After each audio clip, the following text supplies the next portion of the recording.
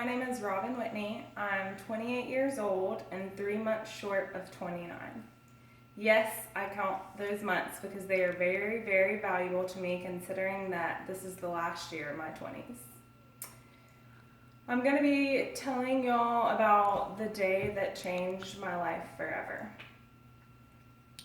I'm here for the same reason that a lot of you are, to better my life for myself and for my family.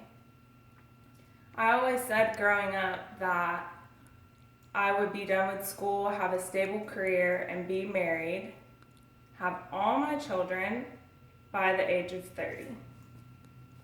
I guess God rolled his eyes whenever I made that statement, because that was obviously wasn't planned in the scheduling book for him. I got pregnant with my daughter at the age of 21. It wasn't planned, but her dad, Paul, and I both cried the day we found out and the day that she was born. Little did we know that she was going to be the biggest blessing that we could ever receive. The saying your parents used to tell you every time you went through a breakup that you never thought you would live out, well, it's true. You'll never know what true love is until you have your first child. There's truly nothing in the world like it. My daughter's father was a man's man. He was a lover on the inside of his tough skin, but on the outside he was quite intimidating. However, the day our daughter Alana was born changed all of that for him. He would play dress up with her, paint her nails, braid her hair, sing girly girl songs at the top of his lungs, whatever it took to keep a smile on our little girl's face. But little did we know that one day that would change forever. On February 7th, 2014, it was a normal morning like any other. Alana came in our room, jumping on our bed, letting us know that she was ready to get the day started. It was Friday, which her dad and I both always had Fridays off, so we usually had something fun planned. Today, we had planned on going to the gym, having lunch, and going to see Mimi. Daddy owned his own company, and with it being the end of the week, he always had to pay all of his coworkers. So we were going to go and get his employees paid first. Well, you know, girls are very impatient, so we decided to take our own car and meet him when he was done. We headed towards the gym, but we made a stop at McDonald's. Both of us were laughing because her dad definitely wouldn't have approved. After some artificial food fuel, we were feeling good.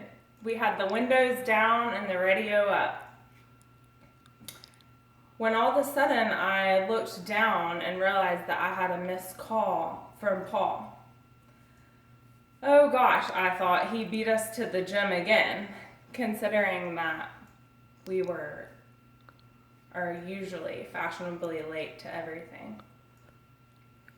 I called him back, but no answer. So tag, you're it, was our thing. He called right back. Naturally, I answered. Hey babe, I said, we're almost there. But the voice on the other end of the phone wasn't him. I pulled the phone away, and as soon as I put the phone back up to my ear, it was a voice that wasn't his. The man said the words that no one ever wants to hear. I'm sorry, ma'am, but there has been an accident. My heart dropped, and I immediately had my entire stomach at my throat. No, I screamed. Please, no. Tell me he's okay. The officer began to try and calm me, letting me know that the ambulance was on the way to Gwinnett Medical.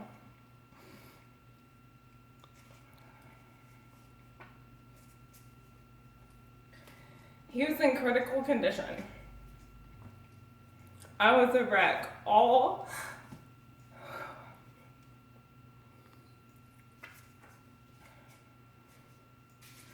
of my emotions just began to suffocate me. Then the white silence was gone. I snapped back, and my 4-year-old was asking me, "Where's Daddy?" So my motherly instincts kicked in, and I quickly blurted out that he was at a worker's house. I drove to my mom's house to drop Lon off. My best friend had met me there to drive me to the hospital. I kept telling myself that everything was going to be okay. I was praying and trying to stay positive. There was just no way that God was going to let this happen to us. And he was so strong, I just knew that he was going to pull through. Right before we were about to get on the interstate, my best friend pulled into the gas station. "What are you doing?" I asked her. I said, "We can just get gas whenever we get back from the hospital. Just go to the hospital."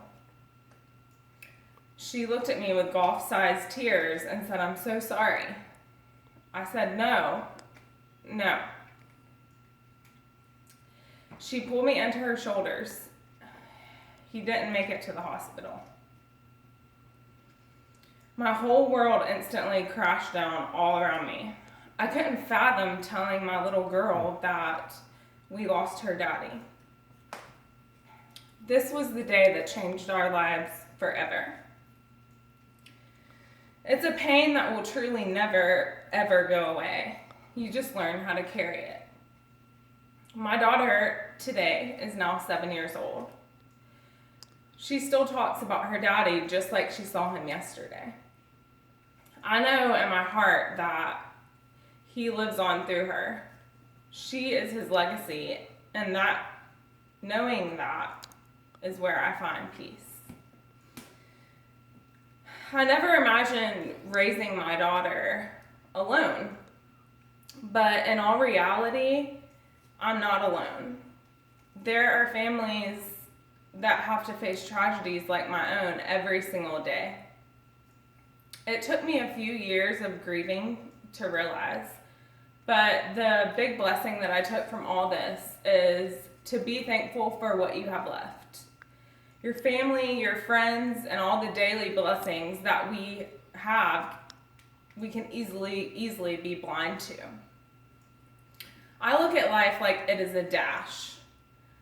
The dash is in between the day you enter this world and the day that you leave this world.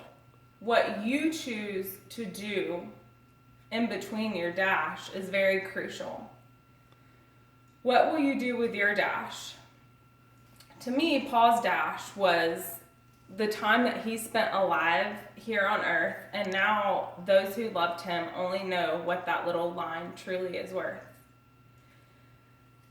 For you never know how much time is left that can still be rearranged. So my advice is to slow down. Life can get so hectic that we often forget to enjoy and savor all the small pleasures while we're making big plans.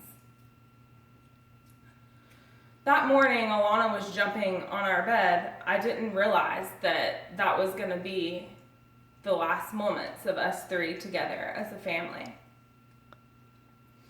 So enjoy the little things. For one day, you might look back and realize that they were truly the big things. And live, laugh, love, because none of us are promised tomorrow. Thank you.